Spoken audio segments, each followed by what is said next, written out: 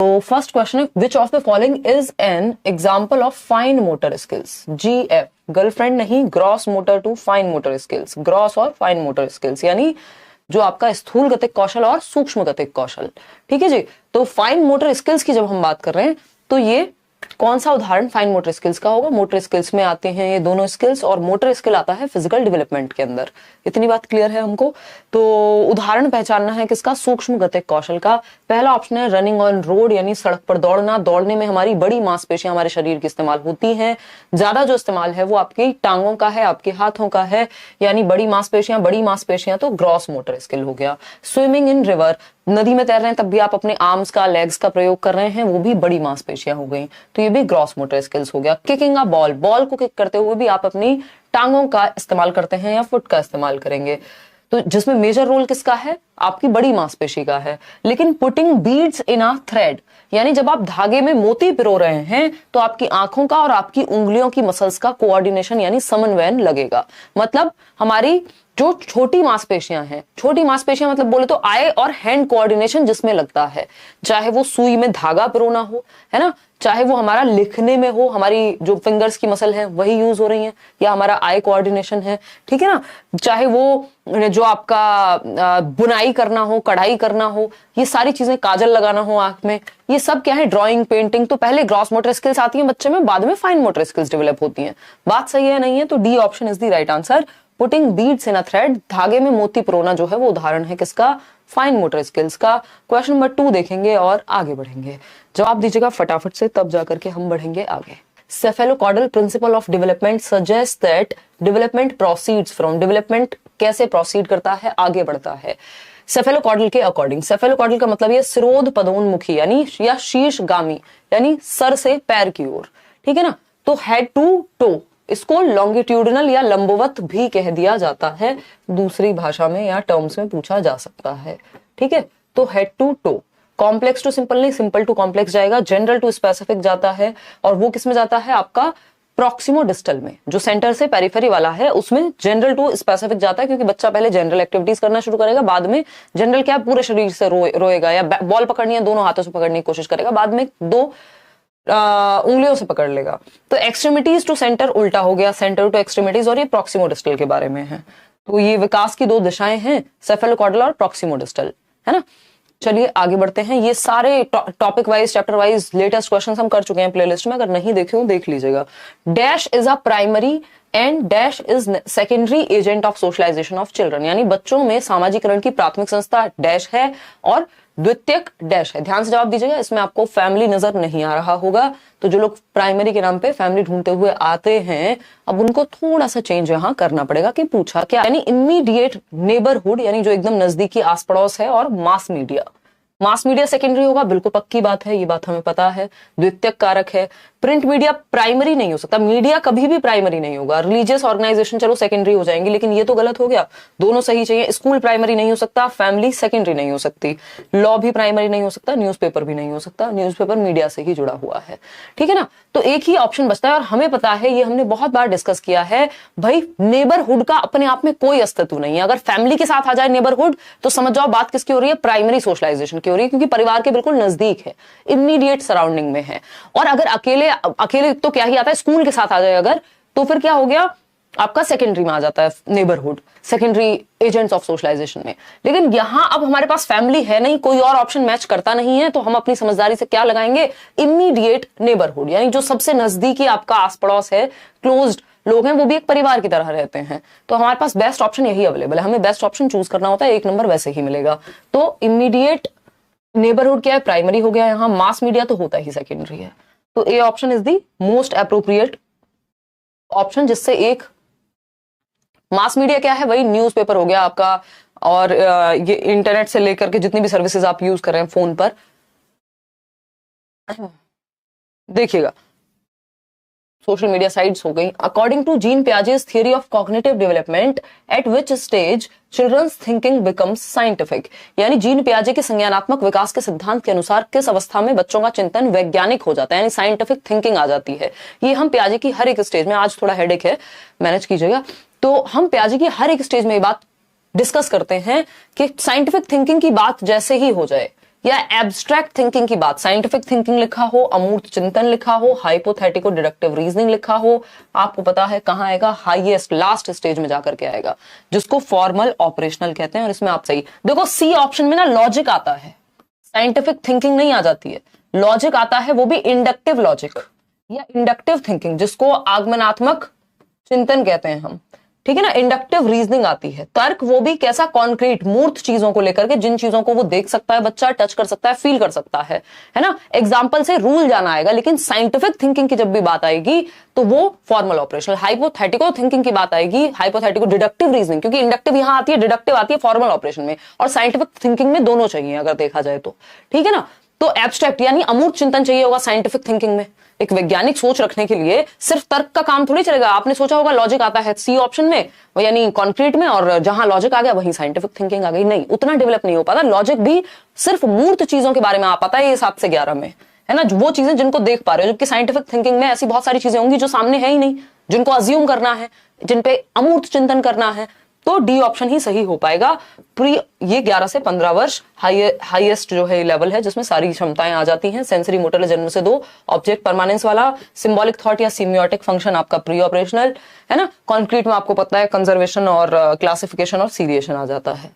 तो ये एक बेसिक सी बात थी, ऐसी गलती हमको नहीं करनी है। क्वेश्चन नंबर 5, इसलिए आधे अधूरे रट्टे नहीं लगाने हैं, ठीक।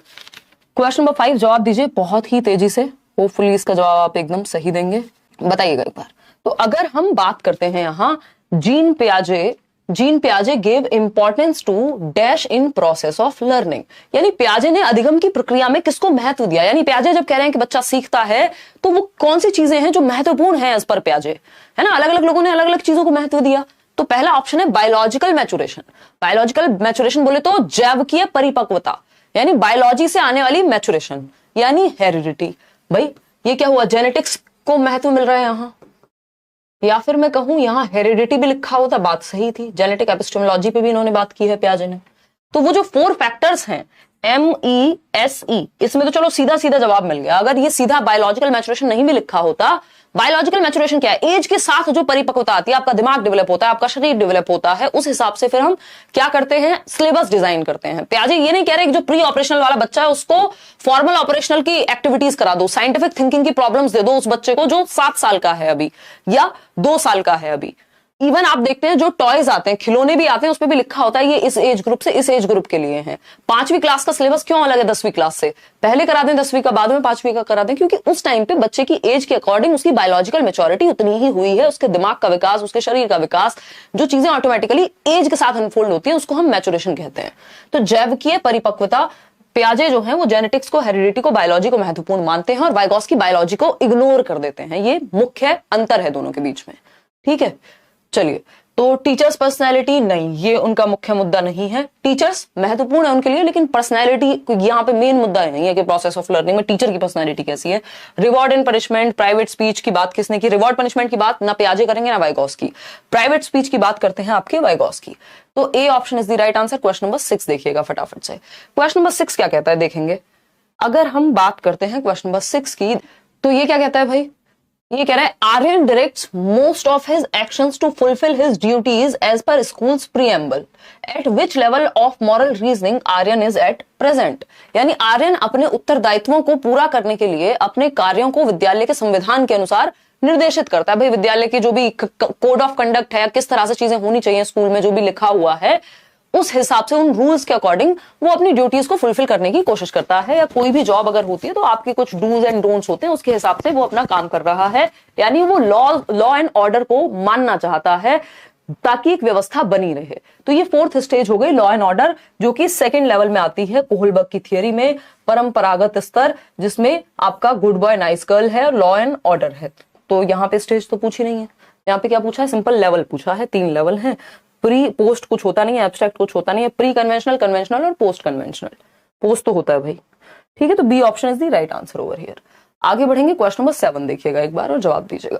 क्वेश्चन नंबर 7 क्या कहता है भाई, which of the following is an effective way of scaffolding the students when they are stuck on a problem. यानी बच्चों को स्कैफोल्ड करने का, यानी जब विद्यार्थी किसी प्रश्न का हल खोजने में अटक जाते हैं तब उन्हें मदद देने का प्रभावशाली तरीका कौन सा है। भाई किसी पे पॉइंट पर आप अटक गए तो कैसे हेल्प करेंगे, वाइगॉस्की को याद कीजिए, स्कैफोल्डिंग की बात हो रही है, यानी हाफ सॉल्व प्रॉब्लम, हिंट देना, जहां पे बच्चा अटके वहां पे हेल्प देना, टेम्परेरी हेल्प है स्कैफोल्डिंग, जहां बच्चा प्रॉब्लम फील करेगा उस स्टेप पे आप मदद देते हैं। डायरेक्टली आंसर बताना स्कैफोल्डिंग नहीं होती, पूरा जवाब नहीं। पनिश कर देना बिल्कुल भी स्कैफोल्डिंग नहीं है। प्रोवाइडिंग हाफ सॉल्व्ड सॉल्यूशंस, ये बात एकदम सही है, आंशिक रूप से हल, समस्या समाधान। बच्चा मान लो 2 स्टेप करके तीसरे स्टेप पे अटक गया किसी क्वेश्चन के, तो वहां उसको हेल्प दे दे रहे हैं, हिंट दे दे रहे हैं कोई, उसको स्कैफोल्डिंग कहते हैं, कि जहां बच्चे को समस्या है वहां उसको हेल्प कर दें। Complicating the problem with irrelevant information, यानी कि फालतू की इंफॉर्मेशन दे दो जिससे और प्रॉब्लम कॉम्प्लिकेट हो जाए, बच्चे को समझ में ना आए कि जवाब देना क्या है। ठीक, तो ये नहीं करना, सी ऑप्शन। इसकी बात आपके वाइगॉस्की करते ही हैं। क्वेश्चन नंबर 8 ज्यादा बड़ा हो गया, इतना तो देख भी नहीं पा रहे होंगे आप, देखिएगा क्वेश्चन नंबर 8 देखिए। अगर हम बात करें क्वेश्चन नंबर 8 की, थोड़ा सा स्पीड बढ़ाएंगे ताकि इसको टेस्ट की तरह लेके जा सके। क्वेश्चन नंबर 8 है, to enhance cognitive development among students Lev Vygotsky advocated for, यानी बच्चों के संज्ञानात्मक विकास को बेहतर करने के लिए, समुन्नत करने के लिए वाइगॉस्की ने किस चीज की अनुशंसा की है या सपोर्ट किया है। एक्सपोजिटरी टीचिंग होता है, ना वाइगॉस्की बात करते हैं इसकी, ना पियाजे बात करते हैं, क्योंकि इसका मतलब है भर दिया आपने दिमाग में, बस वो है एक्सपोजिटरी टीचिंग, तो ये गलत हो गया। स्टिमुलस रिस्पॉन्स की बात बिहेवियरिस्ट करते हैं, और पियाजे वाइगॉस्की क्या है, कंस्ट्रक्टिविस्ट हैं, तो ये भी गलत हो गया। फिर आता है स्टिमुलस रिस्पॉन्स में तो आप कंडीशनिंग करवाते हैं, आदत डलवाते हैं, 2 एकम 2, 2 दूनी 4। ठीक, पैसिव इमिटेशन, बच्चे को तो एक्टिव रखना है ना, निष्क्रिय अनुकरण, बस अपना दिमाग लगाए ही ना बच्चा, अगर अनुकरण करे, नकल करे तो। Assisted learning is the right answer, हम इस पे चर्चा कर चुके हैं। ग्रुप लर्निंग की जब भी बात आती है ना, स्कैफोल्डिंग तो खैर ये कहते ही हैं कि दी जाए बच्चे को, तो असिस्टेड लर्निंग मतलब कोई असिस्ट करे, मोर नॉलेजेबल अदर, जो ज्यादा जानने वाला योग्य है, अन्य है, जो हमसे ज्यादा जानता है वो असिस्ट करे, वो टीचर हो सकता है, वो हमारा कोई फ्रेंड हो सकता है, तो वो असिस्ट करे, हमें हेल्प मिल जाए जहां पे हम अटके। इस बात को वाइगॉस्की बिल्कुल मानेंगे, एडवोकेट करेंगे, चाहे वो ग्रुप लर्निंग हो, पीयर लर्निंग हो, कोऑपरेटिव लर्निंग हो, कोलैबोरेटिव लर्निंग हो, मतलब जहां भी सहयोग की बात आएगी, जहां भी असिस्ट करने की बात आएगी, वहां पे वाइगॉस्की साथ में मिलेंगे। तो असिस्टेड लर्निंग जो है यहाँ पे सही जवाब है। या आपका रेसिप्रोकल टीचिंग है कि बच्चा टीचर से सीखता है, टीचर बच्चे से। क्वेश्चन नंबर 9 देखिए, प्रोग्रेसिव एजुकेशन, याद कीजिए किसको, जॉन डुई को। प्रगतिशील शिक्षा, जॉन डीवी जिनको हम कह रहे हैं, तो प्रगतिशील शिक्षा मतलब जिसमें प्रोग्रेस हो, आगे बढ़े इंसान, रिग्रेस ना हो, पीछे ना जाए, प्रोग्रेसिव बने। तो प्रोग्रेसिव एजुकेशन यानी प्रगतिशील शिक्षा क्या करती है, स्टूडेंट्स एज एक्टिव पार्टिसिपेंट्स, हाँ लर्निंग बाय डूइंग की बात है। Teachers as the foremost source of knowledge, यानी अध्यापक ज्ञान के सर्वाधिक भरे हुए भंडार हैं और बच्चे में वो भर देंगे, बच्चा खाली बर्तन है, ये तो अगेंस्ट है, ये तो ट्रेडिशनल वे ऑफ एजुकेशन कहता था। अभी चाइल्ड सेंटर्ड वे है, जो प्रोग्रेसिव एजुकेशन है वो बच्चे को सेंटर में रखती है, उसकी नीड्स को। स्टूडेंट्स एज पैसिव रेसिपिएंट, बच्चे को एक्टिव रखना है, पैसिव कभी नहीं होगा। टेक्स्ट बुक्स इररेलेवेंट होती हैं in the process of knowledge construction, ये भी कहना एकदम गलत होगा कि पाठ्य पुस्तकों का कोई रोल नहीं है। They are one of the resources, कई संसाधनों में से एक संसाधन है, सब कुछ नहीं है टेक्स्ट बुक्स। लेकिन ऐसा भी नहीं है कि टेक्स्ट बुक के खिलाफ हम चले जाएंगे, है ना, कि टेक्स्ट बुक हमारे काम की नहीं है, ये नहीं कह सकते हम। तो विद्यार्थियों को ज्ञान के सृजन में सक्रिय भागीदारिता मानता है कौन, प्रगतिशील शिक्षा, कि बच्चे एक्टिव बिल्डर्स होंगे, वहां पे एक्टिवली नॉलेज को कंस्ट्रक्ट करने वाले हैं। चलें आगे बढ़ें क्वेश्चन नंबर 10 की तरफ, देखिएगा एक बार। क्वेश्चन नंबर 10 क्या कहता है, फटाफट से बताएंगे। क्वेश्चन नंबर 10 कहता है, Ashima is popular among her friends for her high ability to read the moods and motivations of others. Ashima एक बच्ची है और दूसरों की मनोदशा और अभिप्रेरणा के प्रति समझ बना लेने की उच्च स्तरीय योग्यता उसके अंदर है, और इसलिए बहुत पॉपुलर है, मतलब सारे बच्चे उसके दोस्त हैं या उसकी बात मानते हैं लोग, मतलब पॉपुलर है, मतलब लोग पसंद करते हैं आशिमा को अपनी क्लास में या ट्यूशन में या व्हाटएवर। उसका रीजन क्या है, क्योंकि वो दूसरों को बेहतर समझ पाती है। बात सही है। तो गार्डनर के अकॉर्डिंग, हार्वर्ड गार्डनर की थियरी के अकॉर्डिंग, मल्टीपल इंटेलिजेंस जो थियरी है, Ashima has higher levels of dash intelligence. किस प्रकार की बुद्धि आशिमा में ज्यादा पाई जाएगी। देखिए, जब भी बात दूसरों की समझने की हो, दूसरों के मूड्स, दूसरों की फीलिंग्स, दूसरों के इंटेंशंस, मोटिवेशंस, उनके अदर्स अगर आ गया, तो यहाँ पे मदर टेरेसा भी एग्जांपल हो सकती थी, क्वेश्चन ऐसे भी पूछा जा सकता था। तो ये इंटरपर्सनल इंटेलिजेंस है, यानी जब आप लोगों को समझने में अच्छे हैं, ठीक है ना। पॉपुलर कब होंगे, जब लोग आपको पसंद करते हो, कुछ तो समझ पा रहे होंगे। तो A option is the right answer.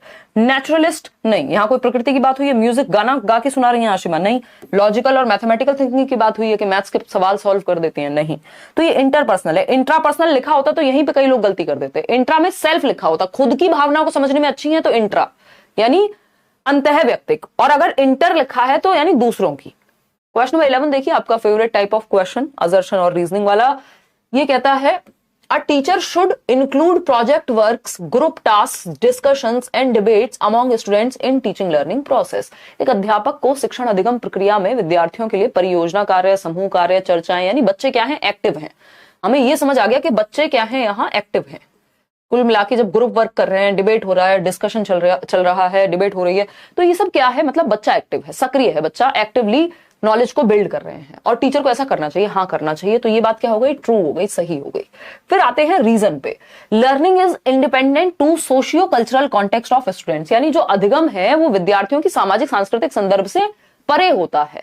यानी कि जिस समाज और जिस संस्कृति से बच्चा आ रहा है उससे कोई फर्क नहीं पड़ता लर्निंग पे, ये हम नहीं कह सकते, है ना। तो ANR कैसे सही हो सकते हैं भाई? वाइगॉस्की को भूल गए आप? वाइगॉस्की क्या कह रहे हैं, जो हमारा समाज और संस्कृति है वो स्वतंत्र नहीं है अधिगम आपका इनसे, बल्कि इनसे प्रभावित होता है। जिस समाज से, जिस संस्कृति से बच्चा आ रहा है, उस तरह के एग्जाम्पल से वो समझ पाएगा। हम ये कैसे कह सकते हैं कि जिस संस्कृति से, जिस समाज से बच्चा आ रहा है, किसी के घर में अगर कोई पिताजी उसके डॉक्टर हैं तो उस पर उस चीज का कोई प्रभाव ही नहीं पड़ेगा, उसको उस तरह की कोई जानकारी ही नहीं होगी। या किसी के पिताजी हैं जो कारपेंटर हैं तो उसको उस चीज में हो सकता है थोड़ा ज्यादा पता हो, या फिर अगर आप एग्जाम्पल वैसा देंगे जो उसकी दुनिया से बिल्कुल अलग है तो उसको समझ ही नहीं आएगा। तो जिस समाज और जिस संस्कृति से बच्चा आता है उसका प्रभाव उस पर पड़ता है, इंडिपेंडेंट नहीं होता, प्रभावित होती है जो लर्निंग है। तो ये बात गलत है। तो A is true but R is false. तो इतनी बड़ी गलती इतने आसान क्वेश्चन में कैसे कर सकते हो, है ना, क्योंकि आपको डर लग जाता है ये क्वेश्चन देख के। इसमें सिंपल फंडा यही है, पहले कथन पढ़ो, देखो ये सही है या नहीं है, फिर ये बात अपने आप में सही है या नहीं है और इसके अकॉर्डिंग सही है या नहीं है ये चेक कर लो, बात खत्म हो गई। तो C option is the right answer कि A तो जो है सही है बट R सही नहीं है। दोनों फॉल्स हैं ये कहना गलत होगा क्योंकि A सही है, दोनों सही है ये भी नहीं कह सकते क्योंकि B गलत है। तो जो भी हमने पेडागोजी में पढ़ा है वही इंक्लूड, मतलब वही अप्लाई करना है इन क्वेश्चंस में। क्वेश्चन नंबर 12 देखिएगा, boys are good at mathematics, लड़के क्या हैं, अच्छे होते हैं किसमें, गणित में। And girls are good at music, और लड़कियां जो हैं वो म्यूजिक में अच्छी होती हैं, यानी संगीत में अच्छी होती हैं और डांस में अच्छी होती हैं। दिस स्टेटमेंट एग्जाम्प्लीफाइज, ये स्टेटमेंट किस चीज को बढ़ावा देता है कि लड़कियां डांस में अच्छी हैं और लड़के जो हैं गणित में अच्छे हैं। फिर शकुंतला देवी कैसे अच्छी हो गई, है ना। तो या क्या सारे लड़के गणित में अच्छे हैं, नहीं, ऐसा भी नहीं हो सकता। तो हम यहाँ पे सिंपल बात कहेंगे कि ये जो स्टेटमेंट है ये बढ़ावा दे रहा है। और क्या सारे लड़के, क्या लड़कों को डांस में इंटरेस्ट नहीं हो सकता, नहीं, फिर हम कहते हैं ये तो लड़कियों के जैसे रहता है ना। तो ये क्या हुआ, जेंडर रूढ़िबद्धता, ठीक, जेंडर रूढ़िबद्धता को बढ़ावा दिया जा रहा है। स्टीरियोटाइपिंग, जो चीज पहले से चली आ रही है समाज में उसी को हम बढ़ावा दे रहे हैं, अगर हम ऐसा कहते हैं तो। इसमें कोई इक्वालिटी, कोई इक्विटी, कोई पैरिटी नहीं है। पैरिटी, इक्विटी, इक्वालिटी सारे पॉजिटिव वर्ड्स हैं। पैरिटी मतलब समता, आप दोनों को एक जैसा ट्रीट कर रहे हो, ऐसा कुछ नहीं है। यहाँ स्टीरियोटाइपिंग को, बायसनेस को बढ़ावा मिल रहा है, एक तरफ झुके हुए। क्वेश्चन नंबर 13 देखिएगा, क्वेश्चन नंबर 13 देखिए, जवाब दीजिएगा। In order to cater the diverse learning needs of students, यानी बच्चों की विभिन्न आवश्यकताएं होती हैं। सारे बच्चे एक तरीके से सीखते भी नहीं है, ना सीख सकते हैं। सब बच्चों का इंटरेस्ट अलग अलग सब्जेक्ट में भी हो सकता है, यानी भिन्नता है। जिस बैकग्राउंड से वो आ रहे हैं, जिस चीज में उनका इंटरेस्ट है, जो इंटेलिजेंस है, एप्टीट्यूड है, इंटरेस्ट है, उस बेसिस पे लर्निंग स्टाइल भी डिफरेंट होगी बच्चे की। तो इसलिए टीचर को क्या नहीं करना चाहिए, शुड नॉट लिखा है। क्या लिखा है, शुड नॉट लिखा है। अब इसमें भी कई लोग गड़बड़ कर गए हैं, है ना। देखो एक बार, अगर हम बात करते हैं किसकी, कि डाइवर्स लर्निंग नीड्स को बच्चे की केटर करना है, तो कौन सा काम नहीं करना चाहिए टीचर को। Present the content in various ways, different तरीके से, मल्टीपल वेज में कंटेंट को, चैप्टर को प्रेजेंट करो, ये तो पॉजिटिव बात है, करनी चाहिए क्योंकि बच्चे डाइवर्स हैं, डाइवर्स तरीके से पढ़ाओ। बी ऑप्शन है, build learning and self regulation skills among students, यानी बच्चे जो है लर्निंग की स्किल्स सीखना सीखें वो, और सेल्फ रेगुलेशन, खुद को कंट्रोल करके अपने आप को दिशा देना सीखें कि उन्हें कितना काम करना है, क्या उनके टारगेट्स हैं, ये भी पॉजिटिव बात है ना। Motivate students to frame mastery oriented goals, कि वो मास्टर बने किसी चीज में, सिर्फ नंबर के पीछे ना भागे, बात तो सही है।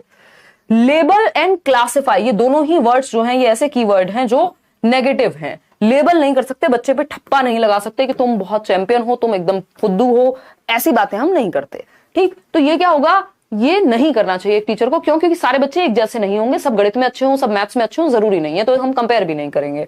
तो लेबल करना, क्लासिफाई करना, ये गलत तरीका हो गया। क्वेश्चन नंबर 14 देखिएगा इस बात पे। क्वेश्चन नंबर 14 क्या कहता है भाई, dash is not an effective mode of assessment to understand the learning gaps during the activity, यानी गतिविधि के दौरान अधिगम अंतरों यानी कमियों को समझने के लिए आकलन का प्रभावशाली तरीका कौन सा नहीं है। आकलन क्या होता है, जो आप अभी पोल में दे रहे हैं, जवाब कर रहे हैं, तो एक तरह से आपका आकलन हो रहा है, असेसमेंट हो रहा है। टेस्ट कुछ हद तक हम कह सकते हैं कि आपको पता चलेगा कि आपको कितना सही आता है और आप कितनी जल्दी जवाब दे पाते हैं पढ़ करके, और आप गलती कहां करते हैं इससे पता लग जाता है। तो आकलन जो है उसके बारे में कौन सी एक बात सही नहीं है, किस प्रकार के आकलन से बच्चे की लर्निंग गैप के बारे में पता नहीं चलेगा कि कमी रह कहां गई है।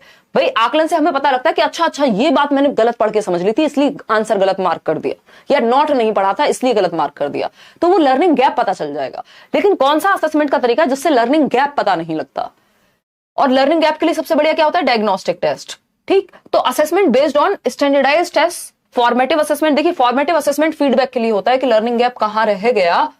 फॉर्मेटिव और सबमेटिव दो तरह के होते हैं। सबमेटिव में जो है स्टैंडर्डाइज्ड टेस्ट वगैरह आ जाएंगे, इसमें बस आपकी परसेंटेज का या आपके अचीवमेंट लेवल का पता चलता है, जबकि फॉर्मेटिव में आपके फीडबैक मिलेगा, आप सीखते कैसे हैं उसका पता लगता है, प्रोग्रेस का पता लगता है।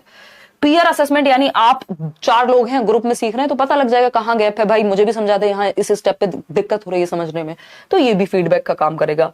सेल्फ असेसमेंट, जिसको असेसमेंट एज लर्निंग कहते हैं, है ना, तो इसमें भी पता लग जाएगा कमी कहां रही है। लेकिन स्टैंडर्डाइज्ड टेस्ट जो है उसमें सीधा रिजल्ट आता है, उसमें यहां सुधार की संभावना बचती नहीं है। तो assessment based on standardised test, भाई यूपीएससी का एग्जाम हो रहा है, सीटेट का एग्जाम हो रहा है, कहीं और किसी और एग्जाम जिसमें 10 लाख लोग एक साथ बैठ रहे हैं, या तो पास होंगे या तो फेल होंगे, किसी को पड़ी नहीं है कि लर्निंग गैप कहां रह गया, वो आप खुद सोचो बाद में। ठीक, तो A option is the right answer, standardised test जो बड़ी पॉपुलेशन एक साथ देती है। क्वेश्चन नंबर 15 देखिएगा एक बार। क्वेश्चन नंबर 15 देखिएगा, विच of the following question promotes critical thinking, यानी समालोचनात्मक थिंकिंग, बच्चों में समालोचनात्मक थिंकिंग को बढ़ावा कौन से एक क्वेश्चन से मिलेगा? तो पहला क्वेश्चन है मल्टीप्लाई 523 बाय 62, यानी 523 को गुणा कर दो 62 से। तो ये तो सिंपल एक फॉर्मूला लागू किया, इसमें कौन सी क्रिटिकल थिंकिंग लगी है बच्चे की? कोई दिमाग पे जोर पड़ा, कुछ अपनी थिंकिंग लगानी पड़ी? नहीं, या तो फॉर्मूला आता होगा या तो नहीं आता होगा, या तो गुणा करना आता होगा या तो नहीं आता होगा। When did Haryana become an independent state? अब या तो ये पता होगा या तो नहीं पता होगा, यस और नो वाला क्वेश्चन है ये तो, या फैक्चुअल क्वेश्चन है, रिकॉल बेस्ड, इसमें थिंकिंग थोड़ी लग रही है, रिकॉलिंग लग रही है कि रिकॉल करना है, दिमाग में याद है, भरा हुआ है कि नहीं भरा हुआ। जब दिमाग में जो है उससे कुछ नया बनाना पड़े, कुछ सोचना पड़े, तब क्रिटिकल थिंकिंग लगेगी, जब आप हर एक पक्ष को सोच पाए किसी चीज के, किसी समस्या का समाधान कर रहे हो, प्रॉब्लम सॉल्विंग कर रहे हो। Where is the origin of river Ganga? अब ये भी या तो पता होगा, अब आप थोड़ी ना कि हम यहां से आज गंगा निकालेंगे, शिवजी बन गए, वो तो नहीं कर पाएंगे ना। तो यहां पे आपको बस पता होना चाहिए कि कहां से है ओरिजिन, इसमें आपने अपनी थिंकिंग थोड़ी लगाई, आपकी मेमोरी यूज हुई, इसमें थिंकिंग कोई यूज नहीं हुई। डी ऑप्शन है, how would you resolve the problem of water logging in your city, यानी आप अपने शहर में जल भराव की समस्या का समाधान कैसे करेंगे? अब ये एक रियल प्रॉब्लम है जिसका जवाब यस और नो में नहीं दे सकते, वन वर्ड आंसर नहीं हो सकता। इसमें क्या करना पड़ेगा? इसमें आपको सोच करके समझ करके क्या करना पड़ेगा, थिंकिंग अपनी लगानी पड़ेगी कि प्रॉब्लम जो है कैसे सॉल्व हो सकती है, प्रॉब्लम कैसे सॉल्व हो सकती है, मिलेगा तालिब। तो इसमें आपको खुद सोचने पड़ेंगे डिफरेंट तरीके, तो हर एक पक्ष पे आपको सोचना पड़ेगा, इसलिए क्रिटिकल थिंकिंग लगेगी। देखिए क्वेश्चन नंबर 16, क्वेश्चन नंबर 16 क्या है? इंक्लूसिव एजुकेशन केटर्स टू, आपको पता है समावेशी शिक्षा 5 नंबर का टॉपिक है आपके सिलेबस में, है ना, कल से बैच में शुरू भी हो रहा है। तो अगर हम बात करें इंक्लूसिव एजुकेशन की, समावेशी शिक्षा की, तो किन जरूरतों को पूरा करती है? सभी जरूरतों को पूरा करेगी। क्यों? क्योंकि एजुकेशन फॉर ऑल है, सभी के लिए शिक्षा है, एजुकेशन फॉर ऑल है, हर तरह का बच्चा इंक्लूसिव एजुकेशन में पढ़ सकता है। बात सही है या नहीं है? पहला ऑप्शन है students from low socio economic status, बच्चा गरीब हो अमीर हो बिल्कुल इंक्लूसिव एजुकेशन का पार्ट होगा। Students with varied gender orientations, भाई जेंडर ओरिएंटेशन क्या हो सकता है? मतलब मेल और फीमेल होते हुए भी कोई और किसी मतलब तरफ फील कर सकता है, ओरिएंटेशन वो महसूस क्या करता है खुद में। ठीक, तो इससे क्या फर्क पड़ता है? जेंडर का कोई मतलब ऐसा नहीं है, पढ़ तो या सीख तो कोई भी बच्चा सकता है, कोई दिक्कत नहीं हुई, ठीक है ना। Students with specific learning disabilities, किसी बच्चे को डिसलेक्सिया है, किसी बच्चे को अगर ऑटिज्म है, कोई भी समस्या है वो भी सीखेगा। इंक्लूसिव क्लासरूम का मतलब ये सभी सीखेंगे। तो फर्स्ट, सेकंड और third, D option is the right answer. Question number 17 देखिएगा एक बार, which of the following disability poses direct challenges in the domain of social communication, यानी निम्नलिखित में से कौन सी दिव्यांगता या विकलांगता सामाजिक संप्रेषण के क्षेत्र के लिए प्रत्यक्ष रूप से चुनौती देती है, यानी बच्चे को सामाजिक रूप से डिस्कशन करने में या बातचीत करने में, संप्रेषण करने में, अपनी बात को कम्युनिकेट करने में दिक्कत होगी, किस एक डिसेबिलिटी के अंदर आएगा? फटाफट से बताना है, ये हमने किया था और इस पे बहुत क्वेश्चंस इस बार पूछे भी गए थे और हमें पता भी होने चाहिए। ठीक है ना, क्योंकि डिसलेक्सिया आपको पता होता है कि भाई इससे होता है, पढ़ने में समस्या है तब होगा। ए ऑप्शन यानी autism is the right answer, बिल्कुल सही जवाब है। डिसकैलकुलिया मैथमेटिक्स या कैलकुलेशन, डिस का मतलब है डिसफंक्शनल होना, कैलकुलिया मतलब कैलकुलेशन में प्रॉब्लम होना, है ना। तो ये क्या है, कैलकुलेशन यानी गणित में जो समस्या है वो डिसकैलकुलिया है। डिसग्राफिया जो है वो राइटिंग से रिलेटेड प्रॉब्लम है, ग्राफ का मतलब राइटिंग। ठीक, लोकोमोटर डिसेबिलिटी होती है चलने फिरने में, मूव करने में समस्या, बच्चे को हड्डियों में प्रॉब्लम है, चलने फिरने में समस्या है। लेकिन कम्युनिकेशन, बार बार सेम बात को रिपीट करता है बच्चा, ऑटिस्टिक बच्चा जो है, तो जिसको ऑटिज्म है वो क्या होगा, रिपीट करेगा सेम बात को कई बार, स्टीरियोटिपिकल बिहेवियर जिसको हम कहते हैं, कम्युनिकेट करने में उसको दिक्कत होती है। माय नेम इज खान वाला उदाहरण भी आप याद कर सकते हो, कुछ हद तक वो फिट बैठता है यहाँ, ठीक है ना। इसके अलावा इनको अपने आसपास, पिछली बार हमने एक क्वेश्चन किया था ना, सोशल सराउंडिंग में, अपने रूम में भी बहुत ज्यादा चेंजेस नहीं चाहिए, ज्यादा चेंज सराउंडिंग में इनको दिक्कत दे देता है, और ज्यादा सोशली इनको इन्वॉल्व होना नहीं पसंद। क्वेश्चन नंबर 18 देखिएगा, क्वेश्चन नंबर 18 देखिएगा, in order to cater to the needs of students struggling with attention deficit hyper activity disorder a teacher should, यानी एडीएचडी है किसी बच्चे को, ये भी एक प्रॉब्लम हुई है ना, या प्रॉब्लम भी क्या है, एक तरह की डिसेबिलिटी हुई, तो डेवलपमेंटल डिसऑर्डर हुआ अगर हम कहें। तो जिस बच्चे को एडीएचडी है उसके साथ हम कैसे डील करें, give multiple task at the same time. देखिए अटेंशन डेफिसिट यानी ध्यान अवधान अति क्रियाशीलता विकार, एक तो ध्यान में न्यूनता होती है, यानी ध्यान ज्यादा देर टिका के नहीं बैठ पाते ये बच्चे, है ना। तो इसका मतलब अटेंशन में डेफिसिट है। अब जिसकी अटेंशन पहले ही कम है, एक बात पे नहीं लग पाती, उसको मल्टीपल टास्क दोगे, यानी एक चीज संभल नहीं रही थी, 6 चीजें एक साथ दे दी, तो गड़बड़ हो गई ये तो, है ना। इसको एक कैसे आप बता रहे हो, बताओ। टीचर शुड लिखा है भाई, आपने रट्टे लगा लिए इसका मतलब, है ना। ये नहीं कहा कि इस बच्चों को कैसे डील करेंगे, तो हमने सोचा अच्छा डाइवर्सिटी याद करो, मल्टीपल वे से पढ़ा दो, नहीं, एक ही समय पर अनेक कार्य करने के लिए देना बच्चा हैंडल नहीं कर पाएगा, उससे एक काम नहीं होता, एक काम में भी उसको 6 बार आपको पार्ट्स में तोड़ के देना पड़ेगा, 30 मिनट का काम 5-5 मिनट के 6 स्लॉट में दोगे आप, है ना।